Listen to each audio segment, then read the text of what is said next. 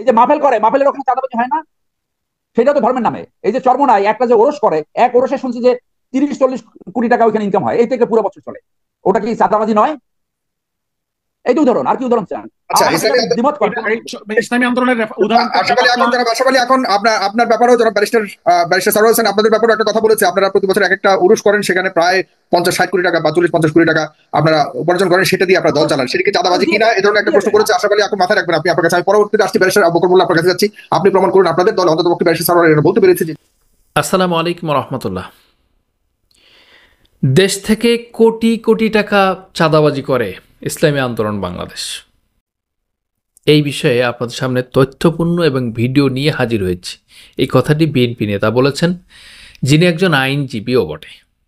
এই কথাগুলো বলেছেন যে দেশের মাটিতে চাঁদাবাজি করে ইসলামী আন্দোলন, অর্থাৎ চরমোনাইয়ের দল। আমি আপনাদেরকে আজকের ভিডিওটি দেখানোর এই জন্য চেষ্টা করছি যে ইসলামী আন্দোলনের যে সমাবেশ হয়েছে, জামাত ইসলাম এবং ইসলামী আন্দোলন, ইসলামী ঐক্যজোট, ইসলামী শাসনতন্ত্র যারা মিলে একটি সমাবেশ করেছে, যেটাকে জনসমুদ্রে রূপান্তরিত করেছে, বাংলাদেশের এই পরিস্থিতি তৈরি করেছেন। বাংলাদেশের মিডিয়াগুলো এটাকে এড়িয়ে গিয়েছে, আওয়ামী পন্থায় তারা নিউজ করেছে, আওয়ামীপন্থীদের মতো। আওয়ামী আমলে যেভাবে নিউজ করতে সেভাবে করেছে, হাইলাইট করে কোনো নিউজ আমি দেখি না এখন। আর আজকে সেই কথাগুলো নিয়ে, সেই দৃশ্যপটকে নিয়ে, সেই অবস্থানকে তুলে ধরে বিএনপি নেতা আজকে বলছে যে কোটি কোটি টাকা লুট করে, কোটি কোটি টাকা চাঁদাবাজি করে ইসলামী আন্দোলন বাংলাদেশ। অসাধারণ, অসাধারণ। আওয়ামী লীগ তো চলে গিয়েছে, না আওয়ামী লীগের প্রজন্ম আরও বড় হয়ে উঠছে। আওয়ামী লীগ যে কাজটি করতে পারতো না, সেই কাজটি এখন বিএনপি করছে, এবং তা জোরে সোরে করছে, সরব থেকে করছে। ভালো, চোখ কান খোলা রেখে সব কিছু দেখে শুনে করছে। এবং ক্ষমতায় আসার আগে যে পরিস্থিতি ঘটে গিয়েছে বাংলাদেশে, আওয়ামী লীগের আর দরকার নেই। আওয়ামী লীগের উপরে উঠে গিয়েছে বিএনপি।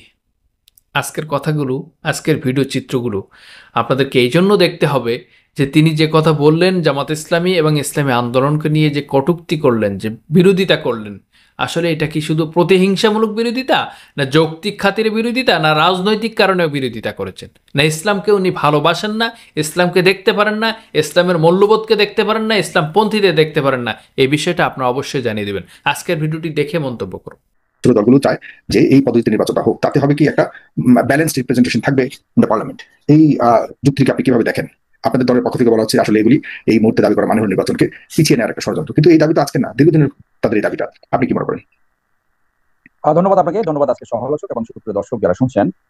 দেখুন, আমাদের আগে একটু আলোচনা করা দরকার যে কিভাবে ফ্যাসিজম ডেভেলপ করেছিল, বাংলাদেশ কিভাবে চলেছিল, এবং কোন পরিপ্রেক্ষিতে 5ই আগস্ট এসছে। তো বাংলাদেশে একটি নেস্টি ফ্যাসিজম ছিল, যেখানে বাংলাদেশের পরিস্থিতি এমন হয়েছিল যে হাইকোর্টে একটা বড় ধরনের মানি লন্ডারিং, এস আলমের, সেই মানি লন্ডারিং এর তদন্ত এপিলেট ডিভিশন আটকাই দিয়েছিল। এবং সেইখানে চেম্বার জাজ বলেছিল যে 8ই জানুয়ারি 2024 পর্যন্ত এটা বন্ধ থাকবে, কারণ 7 তারিখ নির্বাচন হবে তারপরে। সেইটা এপিলেট ডিভিশন পুরো তদন্ত বন্ধ করে দিয়েছিল। তো তাহলে এই যে লুটেরা তন্ত্র সৃষ্টি হয়েছিল, মাফিয়া তন্ত্র সৃষ্টি হয়েছিল, সেটা ডাইরেক্ট সহযোগী ছিল আমাদের বিচার বিভাগকে ব্যবহার করেছে। দেখেন, ওইটা কিন্তু পতনের শেষ জায়গা ছিল, যে একটা মানি লন্ডারিং সেটা তদন্ত করা যাবে না। পিওনের 400 কোটি, প্রত্যেকটা প্রতিষ্ঠান ভেঙে পড়ছে, অর্থনৈতিক শিক্ষা ব্যবস্থা ভেঙে পড়ছে, এগুলো তো আমরা জানি। আলটিমেট রেজাল্ট হলো কি? একটা ফ্যাসিজমের পতন।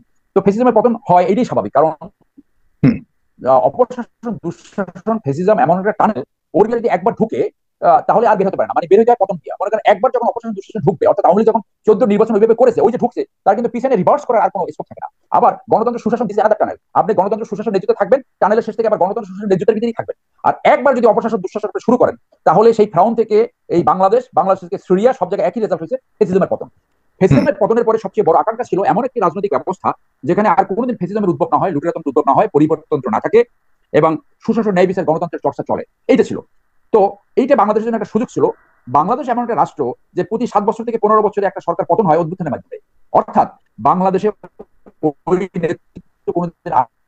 যারা রিয়েলাইজ করে যে সুশাসন কেন দরকার, আকাঙ্ক্ষা পাওয়ার কেন দরকার, যে এটা সাস্টেনেবল ডেভেলপমেন্ট এবং জনস্বার্থ এবং দেশের স্বার্থ, এইটা অনেক নেতারা বোঝে না, যার জন্য ক্ষমতা এসে ক্রমান্বয়ে তারা ফ্যাসিস্ট হয় এবং আলটিমেটলি পতন হয়, সাফার করে দেশ এবং জনগণ।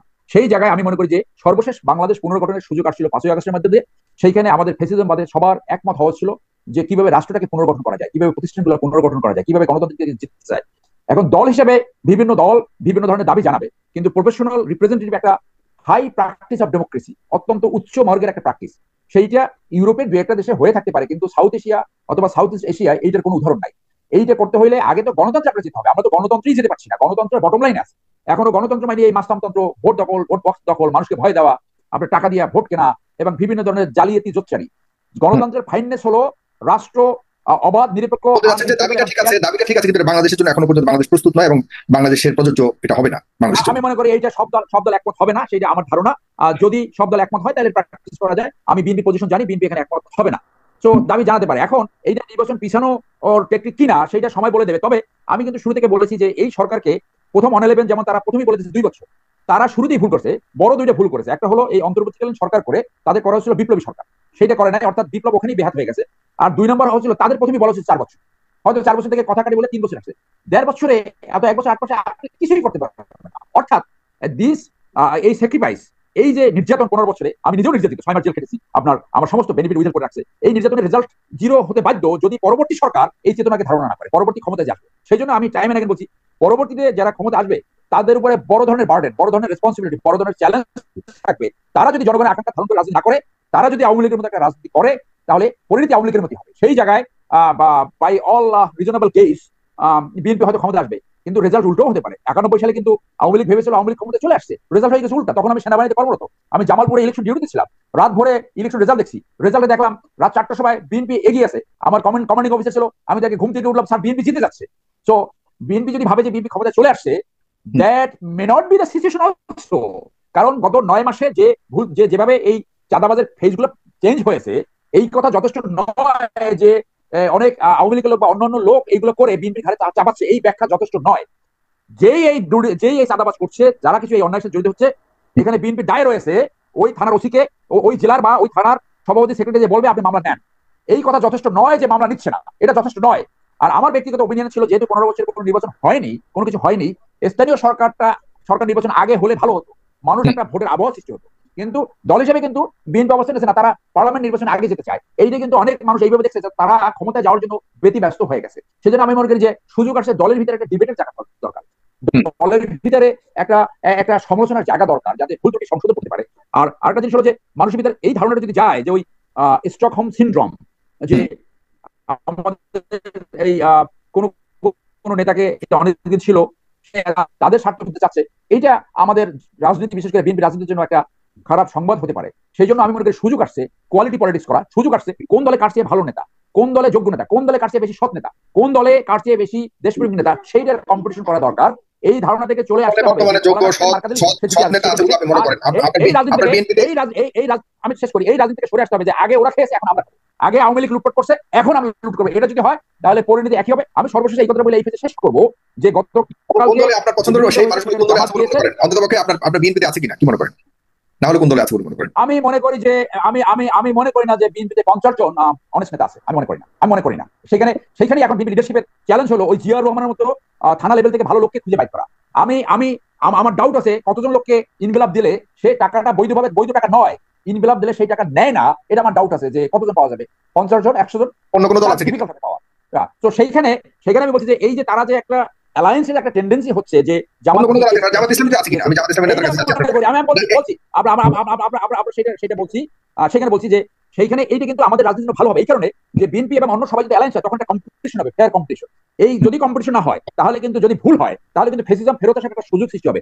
রিলেটিভলি আপনি যেটা জানতে চাচ্ছেন, ইয়েস, জামাতের ভিতরে সততা প্র্যাকটিস হয় বলে আমি মনে করি, কিন্তু তাদের ভিতরে চাঁদার ধরনটা একটু অন্যরকম। যে কখনো কখনো দেখা যায় ধর্মকে ব্যবহার করে চাঁদাবাজি হয়েছে বলে অনেকে মনে করে। তো সেইটা অনেক উদাহরণ আছে, মানে ধর্মকে ব্যবহার করে কথায় উমরা চলে যায়, মানে এই প্রতি শুক্রবার উমরায় যায়, এতে মানুষের ধারণা হয় যে উমরা যায় মানে ওইখানে গেলেই টাকা পায়, টাকা নিয়ে আসে, ধর্মের নামে টাকা না, সেটা কর্মদিকে হয়তো ব্যবহার করে। আর উদাহরণ দেওয়া যাবে, সেটা পরে বলবো। ধন্যবাদ। আচ্ছা, আপনি বলছেন যে ঠিক আছে, আমি আপনার কাছে জানতে চাই যে জামাত ইসলামীর লোকজন কোথায় কোথায় প্রতি সপ্তাহে উমরাতে যায়, সেখান থেকে যে টাকা আনে, দুইটা তথ্য আছে। আপনি কি কারেক্ট যে কোথায় কোথায় এক সপ্তাহ পর যায়, এটা একটা, এবং কারা যায়, কতজন যায়, এরপর সেখান থেকে কি কি টাকা আনে, অর্থ আনে, এই দুইটা ইনফরমেশন যদি আমাদেরকে দিতেন। যারা ঘন ঘন উমরায় যায় সেটা তারা জবাব দিতে, তারা এখানে চাঁদাবাজি করে কিনা ধর্মের নামে বা ইয়া করে কিনা। আর এই আমাদের আপনি যদি শিওর না থাকেন অনলাইনে তো বলা উচিত না। আপনাকে শিওর হতে হবে। This is my perception. আমি আপনাকে রিসার্চ করে বলার জন্য এখানে আসিনি। This is my perception. আমি আমার পারসেপশন প্রকাশ করছি। আপনি বলেন এটা ইংরেজি বলেন না, কারণ জনগণ ইংরেজিতে বোঝে না, বলেন যেটা ধারণা। আচ্ছা, এই ধারণাটা ভুল, আপনি প্রমাণ করুন। আপনি বলুন, আপনি প্রমাণ করুন। আপনি প্রমাণ করুন এই ধারণাটা ভুল, আপনি প্রমাণ করুন। আর এই যে মাহফিল করে, মাহফিলের ওখানে চাঁদাবাজি হয় না, সেটা তো ধর্মের নামে। এই যে চর্মনায় একটা যে ওরস করে, এক ওরসে শুনছি যে 30-40 কোটি টাকা ওখানে ইনকাম হয়, এই থেকে পুরো বছর চলে। ওটা কি চাঁদাবাজি নয়? এই উদাহরণ, আর কি উদাহরণ চান? আচ্ছা, ইসলামী আন্দোলনের উদাহরণ। এখন আপনার ব্যাপারেও যারা ব্যারিস্টার সারোয়ার হোসেন, আপনাদের ব্যাপারে একটা কথা বলেছে। আপনারা প্রতি বছর একটা উরুস করেন, সেখানে প্রায় 50-60 কোটি টাকা বা 40-50 কোটি টাকা আপনারা উপার্জন করেন, সেটা দিয়ে আপনারা দল চালান। সেটা কি চাঁদাবাজি কিনা, এই ধরনের একটা প্রশ্ন করেছে। আশা করি আপনি মাথায় রাখবেন। আপনি আপনার কাছে পরবর্তীতে আসছি ব্যারিস্টার আবু বকর মোল্লা আপনার কাছে যাচ্ছি। আপনি প্রমাণ করুন আপনাদের দল অন্ততপক্ষে ব্যারিস্টার সারোয়ার এটা বলতে পেরেছে যে তার জাতীয়তাবাদী দলে 50 জন অন্ততপক্ষে ওরকম নাই যাদের কাছে প্যাকেট দিলে না করবে। এই জায়গাটা আমার একটু আপত্তি আছে। এটা সারোয়ার ভাই আপনি বলবেন মাহবুব খান, আপনি বলবেন পরে আমাদের পক্ষে বলেছেন। আমি আসছি আপনার কাছে, ব্যারিস্টার আবু বকর মোল্লার কাছে যেতে। ব্যারিস্টার আবু বকর মোল্লা আপনার কাছে আপনার দলে এরকম আছে কিনা কেউ যে প্যাকেট দিলে ফিরিয়ে দিবে? হ্যাঁ, উনি বলেছেন আপনারা কদিন পর আমরা গিয়ে চাঁদাবাজি করেন বা অন্য উপায় করেন। চাঁদাবাজি মনে ধারণা, উনি বলেছেন ওনার কাছে এরকম প্রমাণ, বাট মানুষের কথা বলা থেকে বা ওনার ধারণা এরকম আছে। না হলে তো অন্য কোনো আপনার ধর্ম নিয়ে ব্যবসা করেন সেরকম একটা অভিযোগ অনেক জায়গা থেকে আছে। উনি করেছেন ধর্ম নিয়ে রাজনীতি করেন, এই একটা বড় ধরনের অভিযোগ আপনাদের বিরুদ্ধে আছে। আর পাশাপাশি পিআর যে পদ্ধতির নির্বাচনের কথা বলছিলাম, এই পদ্ধতির পক্ষে আপনি তো বিশ্বের বহু দেশে গেছেন, আমাদের দেশের মতো দেশে এখনো এটাকে অ্যাপ্লাই করবার মতো সেই পরিবেশ পরিস্থিতি আছে কিনা? তিনি পছন্দ করেন পদ্ধতিটাকে, কিন্তু আমাদের বাংলাদেশ প্রস্তুত নয়। ব্যারিস্টার আবু বকর মোল্লা, ধন্যবাদ আপনাকে, আমাদের প্যানেলিস্টদেরকে এবং দর্শক শ্রোতাদেরকে যারা শুনছেন এবং শুনবেন, আসসালামু আলাইকুম। প্রথমে আমার সহ আলোচক এবং আমার প্রফেশনের একজন কলিগ সরার সাহেবকে ধন্যবাদ দিয়ে কথা শুরু করছি। সেটা হচ্ছে আমরা যেই প্রফেশনের মানুষ, আমরা সাধারণত তথ্য, উপাত্ত, এভিডেন্সের আলোকে কথা বলি। সরার ভাই আজকে পারসেপশন, ধারণার আলোকে কথা বললেন জামাত সম্পর্কে। আমি সরার ভাইয়ের জ্ঞাতার্থে একটা কথা বলি, আমার কথাটি অনলাইনে। জামাত এবং বিএনপি একসাথে ইলেকশন করেছে 2001-এ। মাহবুব সাহেব সম্ভবত বিএনপির একজন নেতা। আমি আজকে নাম বললাম না, যদি সরার ভাই এবং মাহবুব সাহেব যদি জেনে থাকেন ওনারা আমাকে বলবেন যে আমার কথাটা সত্য কিনা। বিএনপির কয়েকজন নেতা নির্বাচনের পরে যে আলোচনা হয় নির্বাচন নিয়ে, তারা বলেছেন এটাও কি সম্ভব নির্বাচনের টাকা নির্বাচনের পরে ফেরত আসে? এটাও কি সম্ভব এই বিংশ শতকে? জামাত বিএনপির যেই নেতারা, কিছু নেতা যারা ইলেকশন করেছেন, আমি নাম জানি, আমি আজকে বলছি না, ওনারা বলেছেন যে নির্বাচন পরিচালনার জন্য যেহেতু একসাথে জামাতের সাথে জোট করেছে, তারা কিছু টাকা নির্বাচনের খরচের জন্য জামাত ইসলামী নেতাদেরকে, দায়িত্বরত নেতাদেরকে দিয়েছেন। নির্বাচনের পরে কোন খাতে কত টাকা খরচ হয়েছে হিসাব সহ যত টাকা উপরে ছিল, উদ্বৃত্ত ছিল, সেই টাকারা বিএনপির নেতাকে ফেরত দিয়েছে এবং ওনারা বিএনপির দায়িত্বপ্রাপ্ত নেতা। এবং ওনারা আশ্চর্য হয়েছেন যে এই যুগে কি এটাও সম্ভব নির্বাচনের টাকা হিসাব দেওয়া হয়, হিসাবের পরে বাড়তি টাকা ফেরত দেওয়া হয়। এটা হচ্ছে জামাত ইসলামীর নেতাদের আমানতদারিতার পরিচয়। এটা গেল একটা উদাহরণ। এরপরে আমার সরওয়ার ভাই বলেছেন কথায় কথায় উমরা যায়, তো উনি কিন্তু প্রমাণ দিতে পারে নাই উমরাতে যে কার কাছ থেকে কখন জামাত ইসলামীর নেতারা টাকা কালেকশন করেছে। উনি কিন্তু প্রমাণ দিতে পারে নাই, ধারণার ভিত্তিতে কথা বলেছেন। ধারণার ভিত্তিতে কথা আমি জবাব দিই না। 3 নাম্বার হচ্ছে মাহফিলের কথা বলেছেন। আমি উরসের ব্যাপারটা আশরাফ আলী খান আকুন সাহেব ধর্ম নিয়ে রাজনীতির কথা বলেছেন। হ্যাঁ, না, ধর্ম নিয়ে রাজনীতি এটা আমি জবাব দেবো না, এটা ডিফারেন্ট আলোচনা। ধর্ম নিয়ে রাজনীতি বড় অভিযোগ, এটা কেন জবাব দিবেন না? এই নিয়ে তো অভিযোগ আছে, আপনাদের বিরুদ্ধে আছে এবং ইসলামী আন্দোলন, ইসলামী দলগুলোর মধ্যে আপনার দল আছে। ঠিক আছে, আমি জবাব দেবো। আচ্ছা, জবাব দেবো। আচ্ছা, মাহফিলের কথাটা, আমি অনেক মাহফিলের কথা জানি। ধরেন একটা মাহফিলের খরচ হয় 10 লক্ষ টাকা। আসলে জামাত ইসলামীর লোকজন, এটা তো জামাত দল হিসাবে মাহফিল করে না।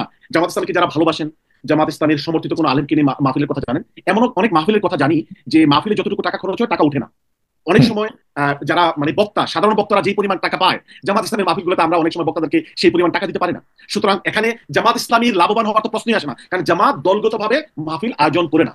জামাত সমর্থিত কিছু লোকজন মাহফিল আয়োজন করে, অধিকাংশ মাহফিলে টাকা উদ্ধৃত থাকে না। এবং অধিকাংশ মাহফিলে যারা বক্তা, তাদেরকে সাধারণ জনগণ যেই পরিমাণ টাকাটি দেয় হাদিয়া হিসেবে, আমরা সেই পরিমাণ টাকা দিতে পারি না। উনি প্রমাণবিহীন ধারণার ভিত্তিতে কথা বলেছেন, যার কোনো ভিত্তি নাই। এখন আসেন, জি, আর্থিক যোগান কারা দেয়, কোথেকে আসে? না, জামাত ইসলামীর আর্থিক যোগান তো জামাতের যারা মেম্বার, তারা মান্থলি একটা পার্সেন্টেজ পার্টিকে দিতে হয়। ওটা কি চাঁদা বলা যায় না? ওটা কি চাঁদা বলে কিনা? না, এটা অবশ্যই না, এটা হচ্ছে পার্টির কন্ট্রিবিউশন। দেন আমি পার্টি করি, আমি পার্টিকে স্বেচ্ছায়, আপনারা জোর করে কারো কাছ থেকে নির্ধারণ করে নেন? আমরা জোরপূর্বক, চাঁদা হচ্ছে তা এক্সটর্শন। আপনি জানেন ইংলিশে এটাকে এক্সটর্শন। জোরপূর্বক কারো কাছ থেকে চাঁদা দাবি করা, সেটা আমরা করি না। এবং আমরা মনে করি সেটা একটা অনৈতিক কাজ, ইলিগেল কাজ, আইন বহির্ভূত কাজ। এটা যে বা যারা করবে তাদেরকে আইনে সাপোর্ট করা উচিত। এবং এই ধরনের কোনো যদি ঘটনার প্রমাণ ওনার কাছে থাকে, উনি আমাদেরকে বলবেন, আমরা দলগত ব্যবস্থা নেব। আর উনি যেহেতু একজন আইনজীবী মানুষ, he is the officer of the court, he must inform the police and the legal system so that person can be punished. আচ্ছা, এখন আসেন ধর্ম নিয়ে রাজনীতির ব্যাপারটা। আমরা তো ধর্মীয় রাজনীতি করি, ধর্মীয় আদর্শ ভিত্তিক রাজনীতি করি। এখানে আশরাফ আলী আকুন সাহেব বলেছেন প্রত্যেকটা দলের আদর্শ থাকে, বিএনপির আদর্শ থাকে, বাংলাদেশ জাতীয়তাবাদ, আওয়ামী লীগের একটা আদর্শ আছে, কমিউনিস্ট পার্টির একটা আদর্শ আছে। আমাদের একটা আদর্শ হচ্ছে যে আমরা ইসলামী মূল্যবোধের রাজনীতি করি। তো এটা তো আমরা ঘোষণা দিয়ে করি। ধর্ম নিয়ে রাজনীতি হচ্ছে যেটা আপনি প্র্যাকটিস করেন না, যেটা আপনি বিশ্বাস করেন না, শুধুমাত্র ভোটের জন্য, ক্ষমতার জন্য সেটাকে ব্যবহার করেন। যেমন যেটা আওয়ামী লীগ করেছে, নৌকার মালিক তুই আল্লাহ, তার নির্বাচনের সময় শেখ হাসিনা মাথায় পট্টি পড়ে, এটাকে বলে ধর্ম নিয়ে রাজনীতি। তো ধর্মীয় নিয়ে রাজনীতির অভিযোগটা যদি আমাদের কলিগ সরাস সাহেব জামাতের বিরুদ্ধে করেন, তাহলে সেটা তো আমি বিএনপির বিরুদ্ধে করতে পারি। বিএনপি কিন্তু ইলেকশনের আগে প্রচুর ধর্মীয় কথাবার্তা বলে, আলহাজ লেখে পোস্টারের সাথে নামের আগে আলহাজ লেখে, তারপরে ক্ষমতা আসলে শরিয়া কায়েম হবে, এইটাও ওনাদের নেতা নেত্রীরা বলেছেন। আমি জানি না সরোয়ার ভাইয়ের মেমোরি কতটুকু সত্য। 2000 ইলেকশনের আগে ওনার নেত্রী কিন্তু বাংলাদেশে যদি ওনারা ক্ষমতা যান শরিয়া আইন কায়েম হবে করেছেন। শরিয়া আইনের কিছু কি ওনারা করেছেন? করেন নাই, কিন্তু ক্ষমতার স্বার্থে কিন্তু ওনারা বলেছেন। সুতরাং ক্ষমতার স্বার্থে ইসলামের পক্ষে ওনারা ভূমিকা পালন করবেন। আবার যখন আওয়ামী লীগের আমলে বেকায়দায় পড়েছিলেন, ওনারা তো ধর্ম ভিত্তিক রাজনীতি করেন, আপনারা তো ধর্ম ভিত্তিক রাজনীতি করেন। এটা তো আমাদের আদর্শ না, এটা কিন্তু আমরা রাজনীতি করি না, এটা এই আদর্শের ভিত্তিতে আমরা রাজনীতি করি। এটা আমাদের আদর্শ, এটা আমাদের দলীয় মূলনীতি। ব্যাপারটা হচ্ছে যদি আপনি ধর্মকে ব্যবহার করে রাজনীতি করেন, সেটা একটা প্রশ্ন। আপনি যদি জাতীয়তাবাদকে নিয়ে ধর্মকে ব্যবহার করে রাজনীতি করে না, আমি সরোয়ার ভাইয়ের পার্টিকে অভিযুক্ত করতে পারি ওনারা ধর্মকে ব্যবহার করে ভোটের জন্য। আমরা যদি ভোটের জন্য ধর্মকে ব্যবহার করি, তাহলে আপনি বলতে পারেন যে আমরা ধর্ম নিয়ে রাজনীতি করি না, আমরা ধর্মীয় আদর্শের ভিত্তিতে রাজনীতি করি। সুতরাং এটা নিয়ে ধর্ম নিয়ে রাজনীতি না। ধর্ম নিয়ে রাজনীতি আওয়ামী লীগ করে, ধর্ম নিয়ে রাজনীতি ভোটের স্বার্থে সরোয়ার ভাইয়ের দল করে, জামাত ইসলামী করে না। এরপর আসেন পিআর সিস্টেমের ব্যাপারটি। দেখুন, সত্যিকার গণতন্ত্র যদি বাস্তবায়িত করতে হয় পৃথিবীর 73টা দেশে এবং ওয়েস্টার্ন কান্ট্রিজ অনেকগুলো দেশে, মানে সত্যিকার গণতন্ত্র বাস্তবায়নের জন্য এই পিআর সিস্টেমটা ওনারা বাস্তবায়িত করেছে। আমাদের পার্শ্ববর্তী দেশ France, Belgium, Switzerland, Iceland, Luxembourg, turkey, Morocco, আরো অনেক কান্ট্রিজ গুলোতে 73টার উপর দেশে তারা প্রপোর্শনাল রিপ্রেজেন্টেটিভ সিস্টেম করেছে। কেন? সত্যিকার মানে গণতন্ত্র বাস্তবায়নের জন্য প্রত্যেকটা নাগরিকের মতামত যেন রিফ্লেক্টেড হয় in politics, in the state, in the government. এখন আজকে যদি বিএনপি যে সিস্টেমের ইলেকশন চায়, সেই ইলেকশন যদি এত জনগণের এত বিপ্লবের পরও, রক্তদানের পরও আমরা যেখানে সংস্কার করতে যাচ্ছি, তাহলে কেন আমরা মানে সত্যিকার গণতান্ত্রিক সংস্কারটা করতে পারবো না? কেন? আমাদের বক্তব্য এইটা, আমাদের আইডিয়াটা অনেক বড়। দেখুন, সংস্কার করলেই, পিআর করলেই বাংলাদেশ সত্যিকার গণতান্ত্রিক রাষ্ট্র হয়ে যাবে, সেটা হয়তো হবে না। কিন্তু আমাদের উদ্দেশ্য লক্ষ্যটা কি আপনি খেয়াল করেন? আমরা কিন্তু সত্যিকার লিবারেল, ওয়েস্টার্ন, ইসলামী মূল্যবোধ বাংলাদেশের জনগণের সত্যিকার চেতনা বাস্তবায়নের জন্য যাচ্ছি। দেখুন, আমরা অনেক পিছিয়ে আছি, আমি সরোয়ার ভাইয়ের সাথে একমত। আমরা সাউথ এশিয়ান কান্ট্রিজ গুলোর মধ্যে অনেকটা পিছিয়ে। বাংলাদেশের স্বাধীনতার এত বছর পরেও আমরা গণতান্ত্রিক যে হলমার্কের চেয়ে অনেক পিছনে, সূচনা অনেক পিছনে। কিন্তু আমরা কিন্তু এই বিপ্লবের পরে আমরা সংবাদপত্রের স্বাধীনতা চাচ্ছি, আমরা বিচার বিভাগের স্বাধীনতা চাচ্ছি, আমরা নারীদের সত্যিকার সম্মান চাচ্ছি, আমরা জুডিশিয়াল সিস্টেমের ডেভেলপমেন্ট চাচ্ছি, আমরা প্রত্যেক ডিপার্টমেন্টগুলোর ডেভেলপমেন্ট চাচ্ছি। কেন? এটা আমাদের হাই আইডিয়াল। অর্থাৎ জনগণ যে হাজার হাজার বাংলাদেশের ছাত্র জনতা যে জীবন দিল, বাংলাদেশে যে মুক্তিযুদ্ধের যে লক্ষ্য উদ্দেশ্য কেন্দ্র করে দেশ স্বাধীন হয়েছিল, স্বাধীনতার এত বছর পরও আমরা প্রায় 5টি দশক অতিবাহিত করার পরও আমরা দুর্নীতির বিচার হয় না। যারা রাজনীতি করে তারা সবসময় ধরাছোঁয়ার বাইরে থাকে। অর্থাৎ সাস্টেনেবল অ্যাকাউন্টেবিলিটি, সাস্টেনেবল ডেভেলপমেন্টের জন্য যে অ্যাকাউন্টেবিলিটি দরকার, সেটি নাই। আমরা সেটি করতে যাচ্ছি, তার জন্য সংস্কার করতে যাচ্ছি, মানে কনস্টিটিউশনের সংস্কার করতে চাচ্ছি, আমরা বিচার বিভাগের সংস্কার করতে চাচ্ছি, পুলিশ বিভাগের সংস্কার করতে চাচ্ছি। তাহলে নির্বাচনী ব্যবস্থা সংস্কার হবে না কেন? নির্বাচনী ব্যবস্থারও একটি সংস্কার হতে হবে। দেখুন, আমাদের পিআর সিস্টেম না থাকার কারণে যারা, ধরেন আপনি, আমি শেষ করছি, সব জায়গাতে সংস্কার হচ্ছে, কারণে আপনার নির্বাচন সিস্টেমটা সংস্কার প্রয়োজন।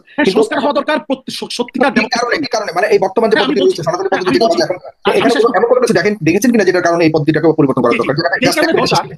যেই কারণে দরকার, ধরেন আমি নাঙ্গলকোটে ইলেকশন করছি, আমি 1 লক্ষ ভোট পাইলাম, আপনি 9 লক্ষ না, মানে আপনি 99,999 ভোট পাইছেন, 1 ভোট কম পাইছেন। মাত্র আমি পাইছি 1 লক্ষ ভোট, আপনি